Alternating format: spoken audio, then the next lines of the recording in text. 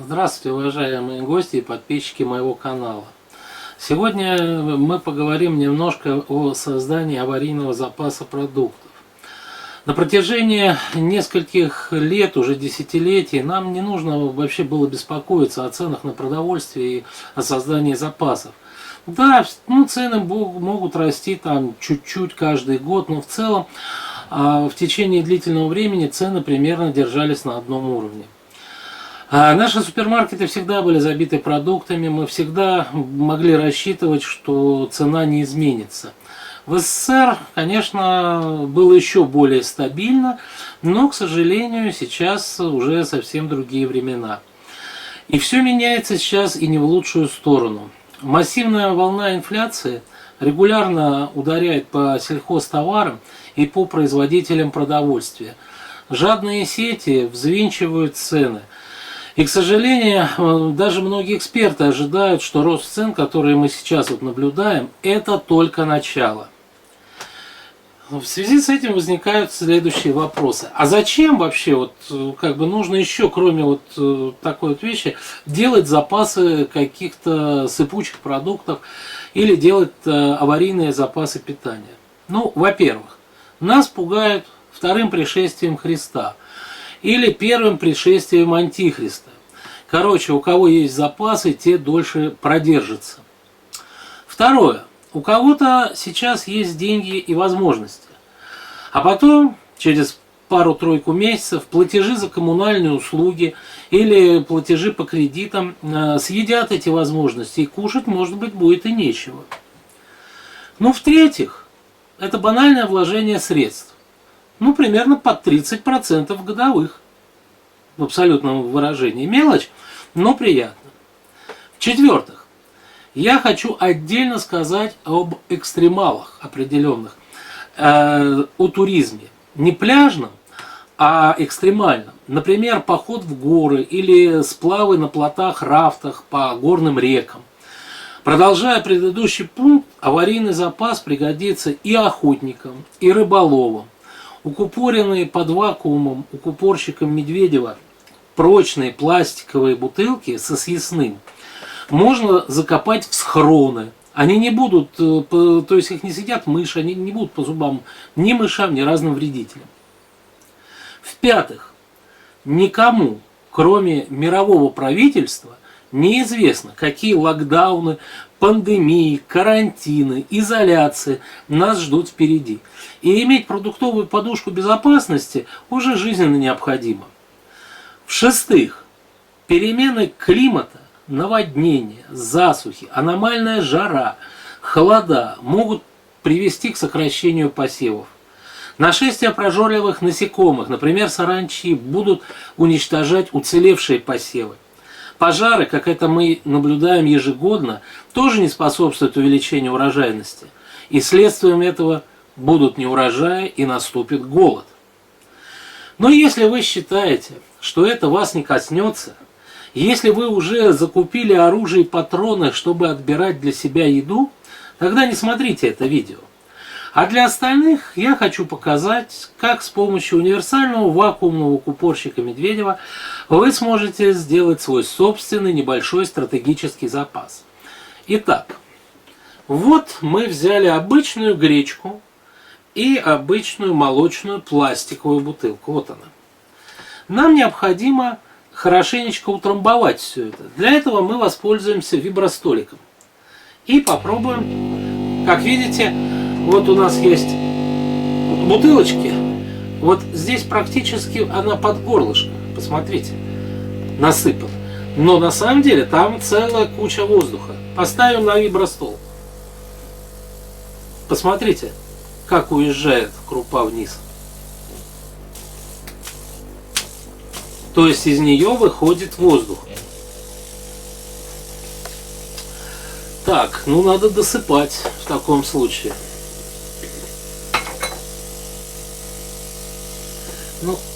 Пусть пошустрее поработает.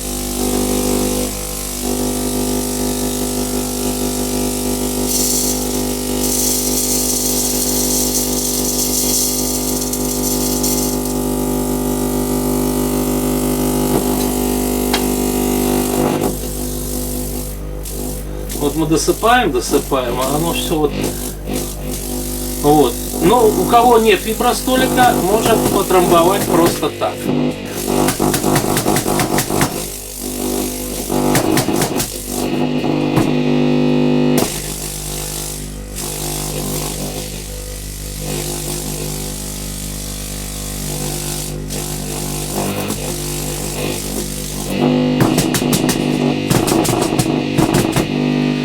Посмотрим, кстати, что с рисом.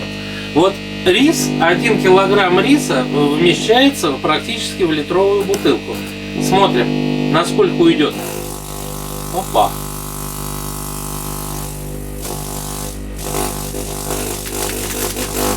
Кстати, рис хранится, говорят, белый, лет, наверное, под 10, а может 15.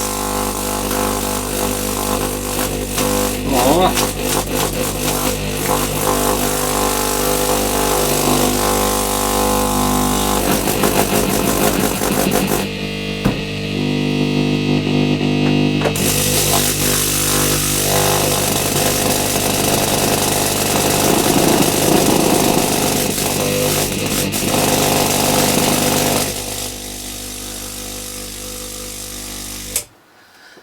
Так, сейчас я все досыплю, рассыплю, а потом мы продолжим. Ну, наверное, неинтересно это, правильно? Ну, итак, мы все утрамбовали с помощью вибростолика. Ну, или даже вот так просто потрясли. У нас все ушло, досыпали.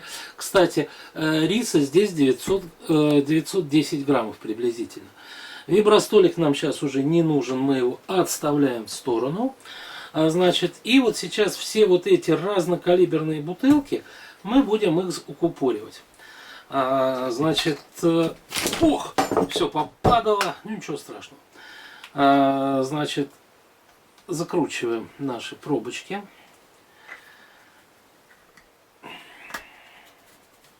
Наживляем. Наживляем. Наживляем. Так, вот это, кстати, вещь, которая разработана специально для укупорки бутылок. Но сейчас я вам буду показывать не специализированную комплектацию укупорщика бутылочной, а я вам покажу, естественно, самую большую, самую максимальную комплектацию. Да? Комплектация профи. Это вот то, что делает и баночки, и бутылочки, и еще и без особых перенастроек.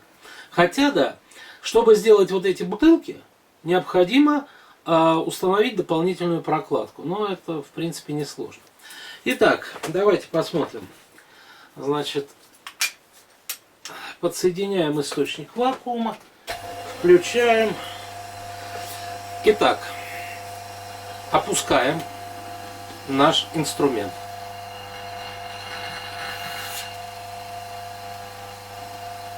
Что у нас получается? Ничего у нас не получается. С одной стороны. А с другой стороны, вы видите? Здесь все уже утянуто. И вакуум как таковой есть. Теперь давайте вот такую поменьше возьмем.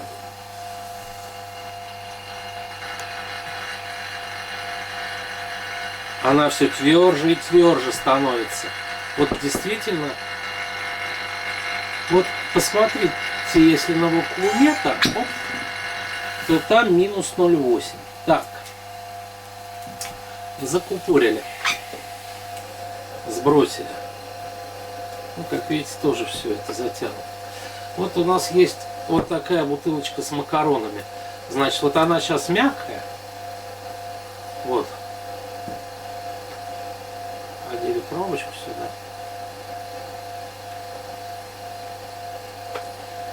Вот. То есть она мягкая. Сейчас мы ее с вами укупорим. Вот, все больше.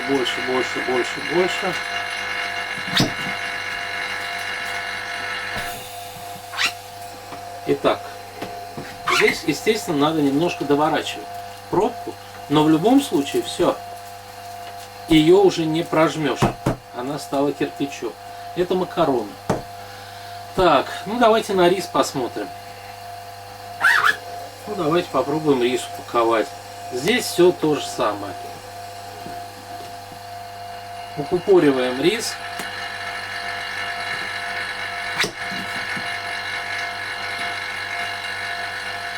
Закручиваем. Снимаем. Придется, вот даже здесь доворачивать не приходится. Вот рис, все. Он закупорен.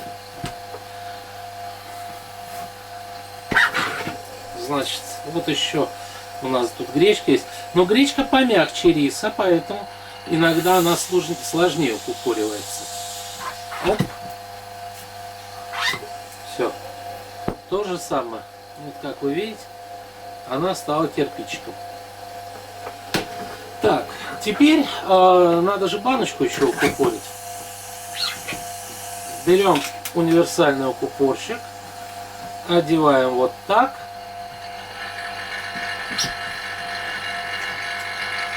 Можно вот так сделать, если вы хотите. И выключаем наш насос. Значит, на ваших глазах было укупорено как стеклянная с такой крышкой, так вот такая вот пол-литровая.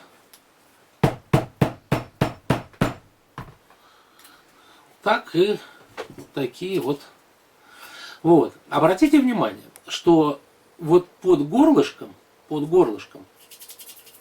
она все-таки немножко сыпучая. То есть она не полностью как бы выгоняет отсюда вот все.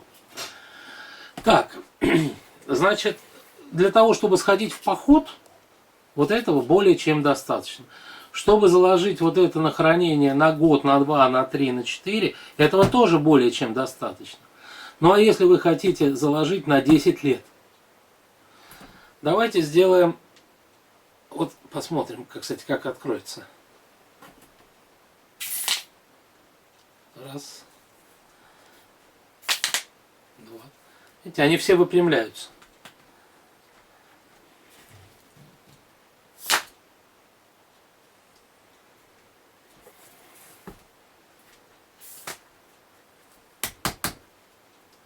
Ну и самая большая бутылка. Вот смотрите.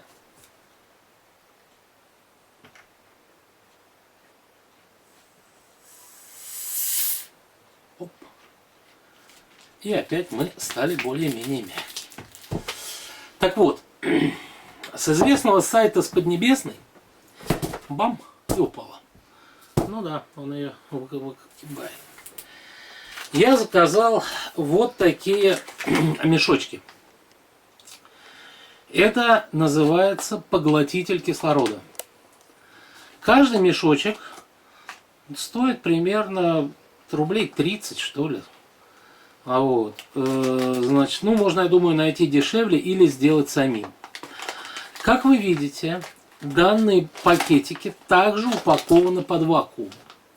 То есть, что там? Там железный порошок, там соль и, может быть, активированный уголь.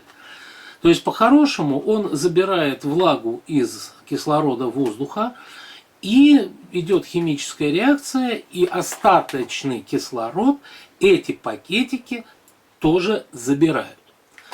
Поэтому давайте попробуем, ну раз я уж связался вот с этой вот укупоркой, давайте сейчас мы это все вскроем, и перед тем, как укупоривать, мы положим еще дополнительно к вакуумному укупорщику, мы заложим поглотитель кислорода.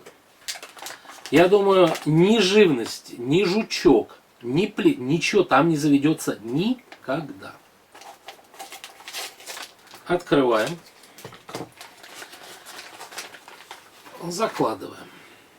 Вот он так выглядит. Вот так вот сверху. Раз. Выскакивает. Ну бог с ним, ничего страшного. Заложили. Закрутили.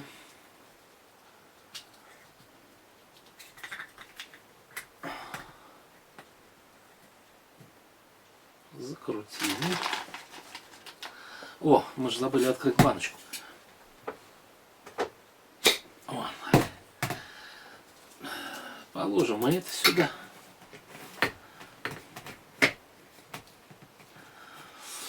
Так вот сюда еще надо положить.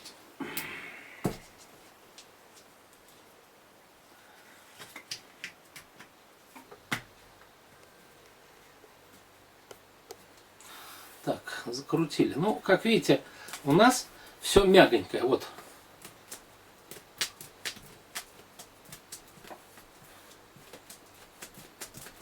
Видите, да? Вот. Так, надо же еще вот сюда запихать.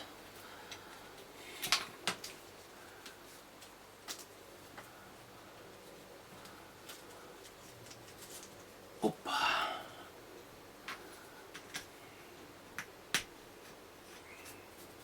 Итак, мы разложили по баночкам, по бутылкам вот эти вот поглотители кислорода. Ну, что там, я не знаю, но, скорее всего, что-то очень простое, потому что стоит относительно недорого. Ну, хотя, как сказать, и я не знаю, на какой объем рассчитан каждый пакетик. Так. Хранить их также надо под вакуумом. Это обязательно. Потому что иначе они начнут перерабатывать кислород из воздуха и потеряют свои свойства. То есть, если вы их приобрели, либо вы их должны сразу все израсходовать, ну, либо вот на хранение вы должны их также прибрать. Берем на вакуумный укупорщик Медведева и укупориваем. Вакуум я довожу до минус 0,9. Сняли. Выключили. Смотрим. Укупорено. Просто супер. Просто блеск. Так, ну отставим в сторону. Так. Лежит. Закрутили.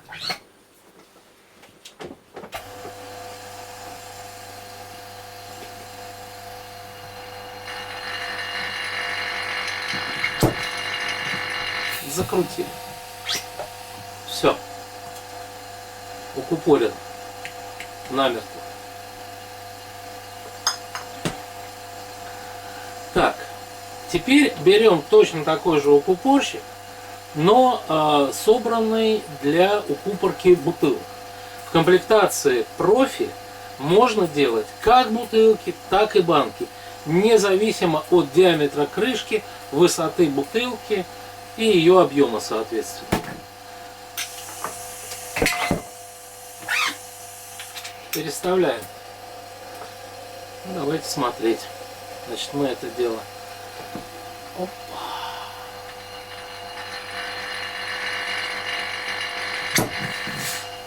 Оп. Все. Укупорился.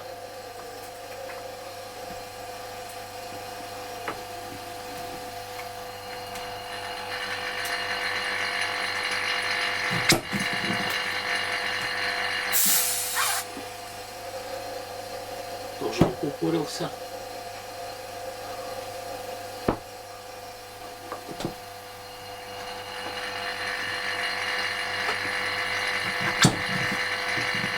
Оп. Тоже укупорился. Ну, плохо. Поэтому мы сейчас это дело переделаем.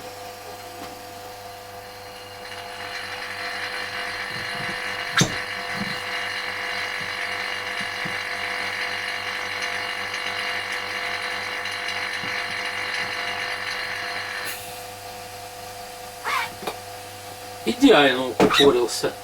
Вот как видите, он его аж всего промяло. Вот. Так, соответственно, вот у нас же еще есть бутылочка.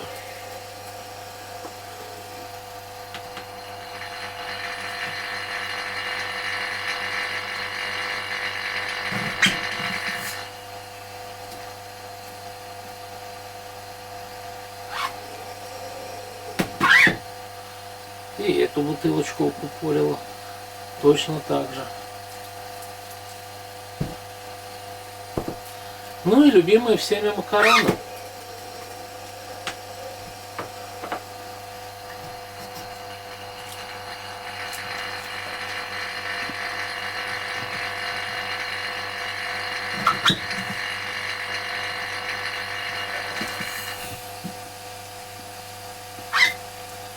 Вот так.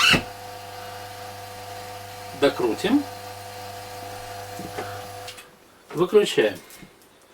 Ну и так, вот на ваших глазах под вакуумом укупорен запас продуктов для длительного хранения или для того, чтобы пойти в поход.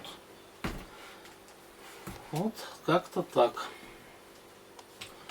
Спасибо за внимание.